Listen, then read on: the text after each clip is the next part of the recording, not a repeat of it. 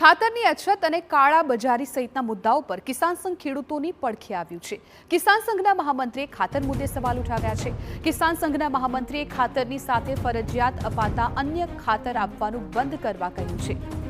કિસાન સંઘે કહ્યું કે ખેડૂતો ખાતર લે એટલે કંપનીઓ ફરજિયાત તેની સાથે નેનો યુરિયા આપે છે। પરાણે બીજું ખાતર ન આપવાની કૃષિ પ્રધાને ખાતરી આપી હોવા છતાં કંપનીઓ મનમાની કરી રહી છે, જેના કારણે ખેડૂતોનો બોજો વધે છે। જરૂરી ખાતર મળતું નથી અને બિનજરૂરી ખાતર પરાણે આપવામાં આવે છે। વિધાનસભાની અંદર પણ રાજ્યના કૃષિ મંત્રીશ્રીએ ખાતર સાથે અન્ય ખાતર નહીં અપાય એની બાંહેધરી આપી હતી।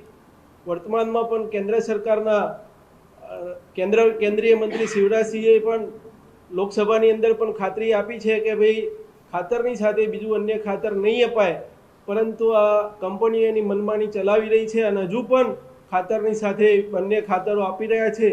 એ ખૂબ જ નિંદનીય બાબત છે અને વખોડવાલાયક બાબત છે। સરકાર આ બાબતે સરકારશ્રીને વારંવાર રજૂઆત કરવા છતાં પણ કોઈ એનું નક્કર પરિણામ આવતું નથી।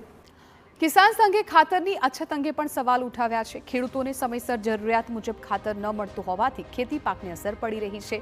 કિસાન સંઘે ખાતરની કાળાબજારીનો પણ મુદ્દો ઉઠાવતા કહ્યું કે સરકારી સબસિડીવાળા ખાતરનું કાળાબજાર થઈ રહ્યું છે અને કેટલીક જગ્યાએ તો આ ખાતર સહકારી મંડળીઓ મારફતે ખાનગી કંપનીઓને વેચાઈ રહ્યું છે, જે એક ગંભીર ગુનો છે। સબસિડીવાળું ખાતર ખાનગી કંપનીમાં જતું પણ પકડાયું છે। જો સરકાર દ્વારા યોગ્ય પગલાં લેવામાં નહીં આવે તો ખેડૂતો રસ્તા પર ઉતરી આંદોલન કરશે। ત્યાં સુધી ખાતર સરકારે પૂરું પાડવું અને ખેડૂતને મળવું એ ખેડૂતનો હક છે, એ હક ના છીનવાય એ બાબતે વારંવાર સરકારશ્રીને પણ રજૂઆત કરી છે, પણ એનું નક્કર પરિણામ હજુ આવ્યું નથી। સરકાર જે સબસિડાઇઝ ખાતર આપી રહી છે એ ખાતરના કાળા બજાર પણ ખૂબ મોટા પ્રમાણમાં જોવા મળી રહ્યા છે। ભૂતકાળની અંદર પણ સરકારને ધ્યાને દોર્યું હતું કે કચ્છ હોય, મહેસાણા હોય ત્યાં આવી રીતના ખાતરો પકડાયા, ખેડૂતો દ્વારા પકડાવાયા હતા અને કાયદાની ચુંગાલમાંથી ક્યાંક આવા તત્વો બહાર પણ નીકળી ગયા છે। તો બીજી તરફ કિસાન કોંગ્રેસના પ્રમુખ પાલ આંબલિયાએ પણ કિસાન સંઘના વિરોધ પર પ્રતિક્રિયા આપતા કહ્યું કે અમે મહિનાઓથી ખાતર નથી તેવી રજૂઆત કરીએ છીએ, પણ આજે તો ભાજપની ભાગીની સંસ્થાએ જ ખાતરની કાળાબજારી અંગે સવાલ ઉઠાવ્યા છે, જે આવકાર્ય બાબત છે। સાથે પાલ આંબલિયાએ કિસાન સંઘને સવાલ કર્યો કે કિસાન સંઘ જમીન માપણી અને પાક વીમા અંગે કેમ મૌન છે।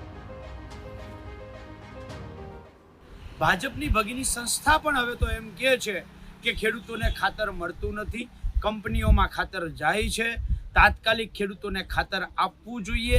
આ બાબત આવકાર્ય છે, પણ હારે ભારતીય કિસાન સંઘને પણ મારો સવાલ છે કે આવનારી તાલુકા પંચાયત, જિલ્લા પંચાયતની ચૂંટણી આવે છે એટલે ખેડૂતોની વચ્ચે જવા માટેનો તમે રસ્તો શોધી રહ્યા છો। આ આવેદન આપીને